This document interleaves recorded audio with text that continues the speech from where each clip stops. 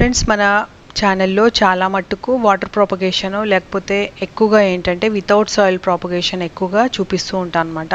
ఎక్కువగా వీడియోలు ఏంటంటే చిన్న కుండీలు లేకపోతే వాటర్ ప్రాపగేషన్ కానీ మట్టి లేకుండా ప్రాపగేట్ ఎలా చేసుకోవాలి, గార్డెనింగ్ ఎలా చేసుకోవాలి అవి ఎక్కువగా చూపిస్తూ ఉంటాం కదా. అయితే మోస్ట్లీ కామెంట్స్ ఎక్కువగా ఏమొస్తాయంటే ఆకుకూరల్లో ఫంగస్ రాకుండా లేకపోతే చిన్న మైక్రోగ్రీన్స్ పెంచుతూ ఉంటాం కదా, వాటిల్లో ఫంగస్ రాకుండా ఎలా చూసుకోవాలి అని ఎక్కువగా అడుగుతూ ఉంటారు అనమాట. మైక్రోగ్రీన్స్ మనం పెంచినప్పుడు చిన్న చిన్న ప్రికాషన్స్ తీసుకోవాలన్నమాట. జస్ట్ ప్రికాషన్స్ కాదా, అవి మనము రెగ్యులర్గా అవి చేస్తూ ఉంటే మనకు అలవాటు అయిపోతుంది. అంత మరీ ఎక్కువగా జాగ్రత్తలు కూడా అవసరం లేదు దానికి. విత్తనాలు వేసిన తర్వాత ఇవి చూడండి, మైక్రోగ్రీన్స్ మంచిగా బాగా ఫామ్ అయిపోయాయి. జస్ట్ 3-4 డేస్ అంటే ఇమీడియట్గా 2 డేస్కే అన్నీ వచ్చేసాయి. 3-4 డేస్కే ఇవన్నీ ఇంత గ్రీన్గా కనిపిస్తున్నాయి అనమాట. సో ఈ ఆవాలు చూడండి ఎంత నిండుగా ఇలా పాట్లో నిండుగా ఉందో. మొత్తం ఎక్కడ చూసినా కూడా ఫంగస్ లేదండి, ఎక్కడ చూసినా కూడా ఆకు కుళ్ళిగా లేదు.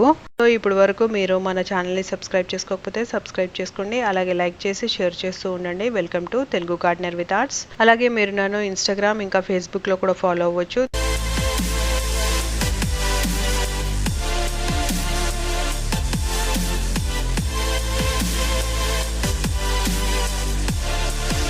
చలికాలంలో ఆవ ఆకులు కానీ ఆవ మైక్రోగ్రీన్స్ కానీ వాడటం ఆరోగ్యానికి చాలా మంచిది. ఈ ఆవ ఆకులు మార్కెట్లో బహుశా దొరకకపోవచ్చు, సో మనం ఇంట్లోనే పండించుకోవడం శ్రేష్టకరం. ఆవ ఆకులు సౌందర్యాన్ని పెంచుతాయి, అలాగే రోగ నిరోధక శక్తిని పెంచుతాయి. ఆవ మైక్రోగ్రీన్స్ ఇంట్లోనే మనము మట్టి లేకుండా కూడా పండించవచ్చు, అలాగే మట్టిలో కూడా పండించవచ్చు. సో ఈరోజు వీడియోలో నేను మీకు మట్టి లేకుండా ఎలా పండించుకోవచ్చు, అలాగే మట్టిలో కూడా ఎలా పండించుకోవచ్చో అది చెప్తాను. చాలా ఈజీగా చాలా సులువుగా పండించుకోవచ్చు. కొన్ని ఆవాలు వాటర్లో నానేసి నైట్ అంతా పెట్టేసి మార్నింగ్ జల్లెడ పట్టేసి ఒక టిష్యూ పేపర్ మీద పెట్టేసి దాన్ని అలాగే ఒక 1 డే ఉంచేసేయాలన్నమాట తేమలో. సో నెక్స్ట్ డే ఆ చిన్న చిన్న మొలకలు వచ్చేస్తాయి అనమాట. ప్లేట్లో ఒక పేపర్ వేసుకొని మొలకలు వచ్చిన ఆవాలన్నీ దాని మీద పరిచేసుకోవాలన్నమాట. పరిచేసుకొని దాని మీద ఒక చిన్న పేపర్ వేసేసుకొని ఉంచుకోవాలి. సో అది ఆరిపోతున్న కొద్దీ కొంచెం కొంచెం నీళ్లు చల్లుతూ ఉండాలన్నమాట. 3-4 డేస్కి ఆవాలు బాగా మొలకలు వచ్చేస్తాయి. దీన్ని కిటికీ దగ్గర కూడా పెట్టనవసరం లేదు, ఎండ కూడా అవసరం లేదనమాట. ఈ మట్టి లేని మెథడ్లో, సాయిల్ లేని మెథడ్లో ఏంటంటే ఎక్కడైనా పెంచుకోవచ్చు, ఎక్కడైనా పెరుగుతుంది అనమాట మైక్రోగ్రీన్స్. సో ఆ 3-4 డేస్ వరకు మనము చిన్న చిన్న మొలకలు వచ్చినంత వరకు మనము నీళ్లు జల్లుతూ పోతూ ఉండాలన్నమాట. ఎక్కువ ఓవర్ వాటరింగ్ ఉండకూడదు. ఓవర్ వాటరింగ్ అయినప్పుడు వంచేసేయాలి, ఒక సైడ్కి వంచేసేయాలి. మొలకలు వచ్చిన తర్వాత పైన పేపర్ తీసేసి కేవలం కింద పేపర్లోనే అవి రూట్స్ ఫామ్ అవుతూ ఉంటాయి అన్నమాట. వాటర్ మాత్రం మనము ఒక ట్యాప్ కింద కానీ లేకపోతే చిన్న గ్లాస్తో సన్నగా పైనుంచి నీళ్ళు వేస్తూ ఉంటే మళ్ళీ కిందికి జారిపోతూ ఉండాలి, అలా వేస్తూ ఉండాలన్నమాట వాటర్. ఒక 1 వీక్ తర్వాత బాగా మంచి మైక్రోగ్రీన్స్ ఫామ్ అయిపోతాయి. ఆ మైక్రోగ్రీన్స్ మనము వాడేసుకోవచ్చు అనమాట. ఆవాల మైక్రోగ్రీన్స్ మనము నార్మల్గా డైరెక్ట్గా తినేసేయచ్చు అనమాట. సేమ్ ఆవాల పొడి ఎలాగుంటుందో అలాగే టేస్ట్ ఉంటుంది. ఏదైనా బ్రేక్ఫాస్ట్ కానీ లేకపోతే ఏదైనా ఫుడ్ తింటాం కదా, తినేటప్పుడు ఫస్ట్ మోర్సల్ ఏదైనా తినేసి నెక్స్ట్ మోర్సల్ ఈ ఆవ మైక్రోగ్రీన్స్ కొంచెము అంటే ఒక మనకు 2 ఫింగర్స్లో ఇట్లా పట్టేటట్టుగా అంత మాత్రం తీసుకొని తినేసేయాలి. డే అంతా సరిపోతాయి, మళ్ళీ ఎక్కువగా తీసుకోకూడదు, కొంచెమే అంతే తీసుకుంటే సరిపోతుంది అనమాట. లేదా అదే మైక్రోగ్రీన్స్ మనము ఆమ్లెట్స్, ఒకవేళ ఆమ్లెట్ వేసుకునే వాళ్ళు ఉంటే లేకపోతే అట్టులు వేసుకునే వాళ్ళు ఉంటే దాంట్లో మీరు డైరెక్ట్గా ఆమ్లెట్లో వేసేసుకొని ఆమ్లెట్ వేసుకొని తినేసేయచ్చు. మైక్రోగ్రీన్స్లో చాలా మినరల్స్ ఉంటాయి, న్యూట్రియంట్స్ ఉంటాయి అన్నమాట, యాంటీ ఆక్సిడెంట్స్ చాలా ఉంటాయి. ఇది తిన్న తర్వాత ఇమీడియట్గా ఫేస్లో నెక్స్ట్ డే చాలా గ్లో వస్తుంది అనమాట. omega-3 ఫ్యాటీ యాసిడ్స్ ఎలాగుంటే ఫేస్ ఎలా గ్లో వస్తుందో అలాగే గ్లో వస్తుంది. దీంట్లో కూడా యాంటీ ఆక్సిడెంట్స్ అన్నీ ఉంటాయన్నమాట. సో ఇలాగా మైక్రోగ్రీన్స్ వాడుకోవచ్చు. మట్టి లేకుండా పెంచే మైక్రోగ్రీన్స్ ఇలాగే మనము నార్మల్గా మట్టిలో కూడా వేసుకోవచ్చు అనమాట. మట్టిలో డైరెక్ట్గా వేసుకోవచ్చు, లేదా నానబెట్టిన తర్వాత కూడా ఆవగింజలో మట్టిలో వేసుకోవచ్చు. సో నేను ఇప్పుడు చూపించేది మీకు డైరెక్ట్గా వేస్తున్నాను. ఫస్ట్ మనం మంచి సాయిల్ మిక్స్ చేసుకోవాలి. సాయిల్ మిక్స్లో జనరల్గా మనము ఒక సాయిల్ మిక్స్ చేస్తూ ఉంటాము మన చిన్న పాట్స్కి. ఈ సాయిల్ మిక్స్లో 50% కాంపోస్ట్ వాడతాము. కిచెన్ వేస్ట్ కాంపోస్ట్ తయారు మనమే చేసుకుంటాము. కిచెన్ వేస్ట్ కాంపోస్ట్ 50% వాడితే శాండ్ 40% వాడతాము, అంటే ఇసుక 40% వాడతాము. అలాగే 10% కౌడంగ్ అనమాట. కౌడంగ్ అంటే ఆవు పేడ వాడతాము. మంచిగా మిక్స్ చేసేసుకొని దీంట్లో ఒక 3 గంపలకి 1 స్పూన్ ఎప్సమ్ సాల్ట్ వాడతాము. మట్టిలో ఒక చిన్న పాటులో కొన్ని ఆవాలు చల్లేసి దాని మీద కొంచెం మట్టి చల్లేస్తే 2-3 డేస్కి మొలకలు బాగా వస్తాయి. ఆవాలు ఎంత బాగా ఫుల్గా పాట్ అంతా నిండిపోతాయి అన్నమాట.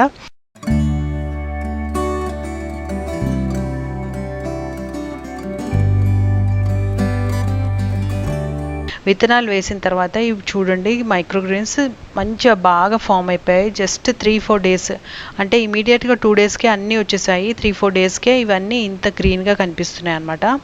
సో ఈ ఆవాలు చూడండి ఎంత నిండుగా ఇలా పాట్లో నిండుగా ఉందో. మొత్తం ఎక్కడ చూసినా కూడా ఫంగస్ లేదండి, ఎక్కడ చూసినా కూడా ఆకు కుళ్ళిగా లేదు. ఈ మైక్రోగ్రీన్స్లో ఎప్పుడైనా మనం పెంచుతాం కదా, నీళ్ళు చాలా తక్కువ వేయాలన్నమాట. మనం సీడ్స్ వేసిన తర్వాత జస్ట్ స్ప్రింకిల్ చేసుకోవాలి. వాటర్ పైపుతో వేయకూడదు. వేస్తే ఏమవుతుందంటే అటు ఇటు చెదురు అయిపోతాయి, సీడ్స్ కూడా బయటకు వచ్చేస్తాయి అనమాట. అలా రాకుండా కొంచెం వాటర్ స్ప్రింకిల్ చేసుకోవాలి ఫస్ట్ 2 డేస్. దాని తర్వాత ఏమవుతుందంటే చిన్న మొలకలు వచ్చేస్తాయి. సో 1-2 డేస్కి ఇలాగ గ్రీన్గా అయిపోతాయి కదా. వన్స్ గ్రీన్ అయిపోయిన తర్వాత మనం నీళ్లు దానికి మామూలుగా ఆకు పైన నుంచి వేయకూడదు అనమాట. మైక్రోగ్రెయిన్స్కి ఆకు పైన నీళ్లు వేయకూడదు అనమాట. వేస్తే ఏమవుతుందంటే ఫంగస్ వచ్చేస్తుంది అనమాట. మనం ఒక పాట్ తీసుకున్నాం కదా, ఈ పాట్ ఇలా ఉందనుకోండి, ఇది చూడండి ఎంత నీట్గా గ్రీన్గా ఫుల్గా ఉంది కదా. అయితే ఒక్క సైడ్ కొంచెం స్లాంట్గా ఉంచేసుకోవాలి. పాట్ని ఉంచేసుకున్న తర్వాత ఒక చిన్న గ్లాస్లో వాటర్ తీసుకోవాలి. వాటర్ తీసుకొని ఒక్క సైడ్ నుంచి వేస్తూ ఉండాలన్నమాట. వేస్తూ మనము పాట్ని రౌండ్గా తిప్పుతూ ఉండాలన్నమాట. తిప్పితే దానికి అన్ని వేర్లకు కూడా వాటర్ తగిలిపోతుంది అనమాట.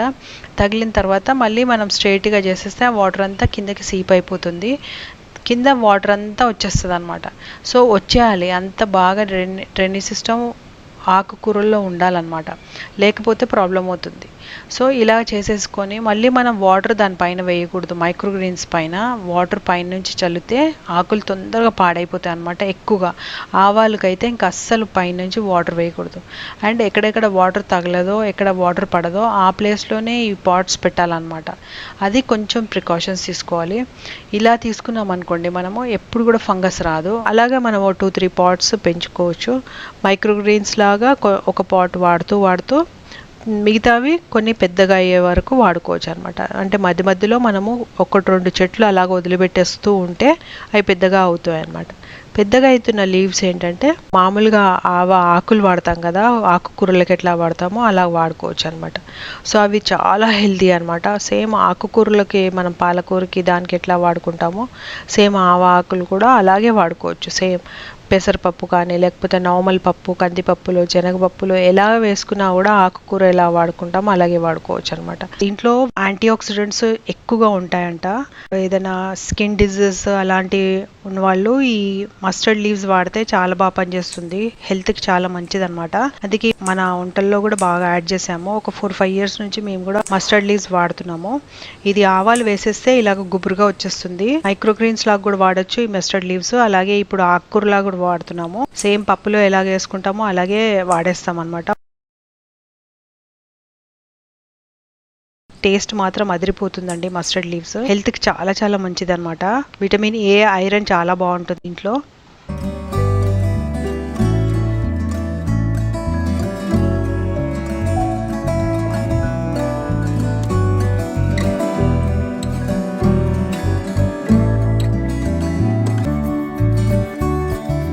సో అలాగా ఆకుకూరలు మనం బాగా వాడుకోవచ్చు. దాని తర్వాత ఈ ఆవా మొక్క ఏంటంటే 60 డేస్ వరకు అవి పూలు వచ్చేస్తాయి, ఇంకా గింజలు కూడా రెడీ అవుతూ ఉంటాయి అన్నమాట.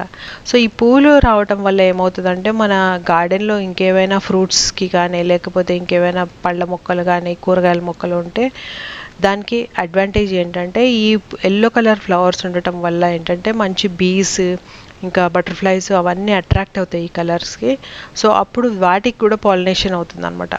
గింజలు కూడా బాగా హెల్తీగా గ్రో అవుతాయి అనమాట. సో గింజ ఫామ్ అయిన తర్వాత ఆ గింజలు ఒక 10 or 20 డేస్కి బాగా రైప్ అయిపోతాయి, అంటే బాగా పండిపోతాయి. పండిపోయిన తర్వాత ఒక 15 డేస్కి అలాగా డ్రై అయిపోతాయి. డ్రై అయిపోకముందు మనము చిట్టు అది ఎండిపోతూ వస్తూ ఉంటుంది అనమాట. అప్పుడు కట్ చేసేయాలి. కట్ చేసి ఒక పాలిథిన్ కవర్లో వేసి సీల్ చేయకుండా అలాగే ఆరబెట్టేసేసుకోవాలి. ఎండిపోయిన తర్వాత దాన్ని మనం ఆ పాలిథిన్ కవర్లోనే క్రష్ చేసేస్తే ఆవాలు గింజలన్నీ వచ్చేస్తాయి అనమాట. సో నాకు ఇప్పుడు వచ్చిన ఆవాలు దాదాపు 5 to 10 grams ఉన్నట్టున్నాయి. ఒక్క మొక్కకే ఎన్నో ఆకులు తీసుకున్న తర్వాత మళ్ళీ సీడ్స్ కూడా ఇన్ని బాగా వచ్చాయన్నమాట. సో ఆవాలు మనము మైక్రోగ్రీన్స్ లాగా వాడుకోవచ్చు, అలాగే లీఫీ వెజిటేబుల్ లాగా కూడా వాడుకోవచ్చు. లాస్ట్కి మనము సీడ్స్ కూడా వాడుకోవచ్చు అనమాట.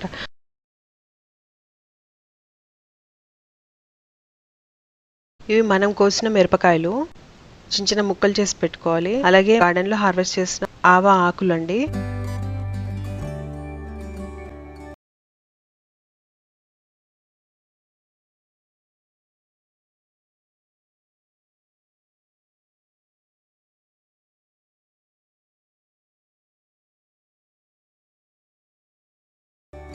సోయి కూర, మనము సోంఫ్ గింజలు ఉంటాయి కదా, అవి వేస్తే ఇలాంటిగా ఆకులు వచ్చాయండి. నార్మల్ సోంఫ్ గింజలు. ఈ ఆకుకూర చాలా టేస్టీగా ఉంటుంది అనమాట. ఇది కట్ చేసేస్తున్నాను. ఇది కూడా పప్పులో వేసేసుకోవచ్చు, చాలా చాలా టేస్టీగా ఉంటుంది. తర్వాత కొత్తిమీర, ఇవన్నీ కూడా రెడీ పెట్టుకోవాలి.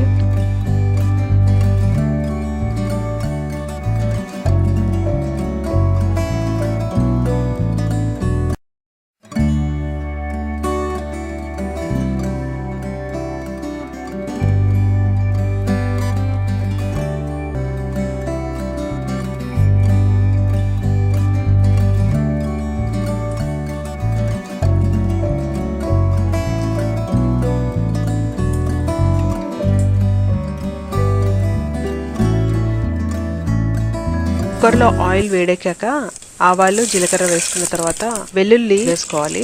తర్వాత కొంచెం పసుపు వేసుకోవాలి. అలాగే గార్డెన్లో హార్వెస్ట్ చేసిన పచ్చిమిరపకాయలు వేసుకోవాలి. తర్వాత గార్డెన్లో హార్వెస్ట్ చేసిన ఆవా ఆకులు, సోయి కూర, తర్వాత కొత్తిమీర, ఇవన్నీ కూడా వేసేసేయాలి. తర్వాత ఇవన్నీ ఒకసారి ఇలాగా కలపాలి. కొంచెంసేపు మగ్గిన తర్వాత పప్పు వేసుకోవాలి. కొంచెం మగ్గాక కారము, ఉప్పు వేసుకోవాలి.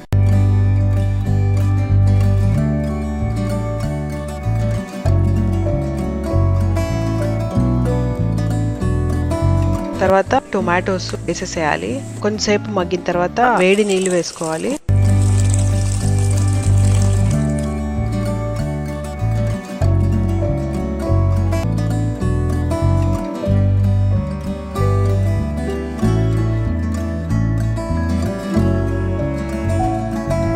కుక్కర్లో కాసేపు ఉడికిపోయిన తర్వాత పప్పు గుత్తితో రుబ్బాలి, బ్లెండర్ తో రుబ్బకూడదు. టేస్ట్ వేరేగా ఉంటుంది. మన హార్వెస్ట్ తో తయారు చేసే రుచికరమైన పప్పు రెడీ.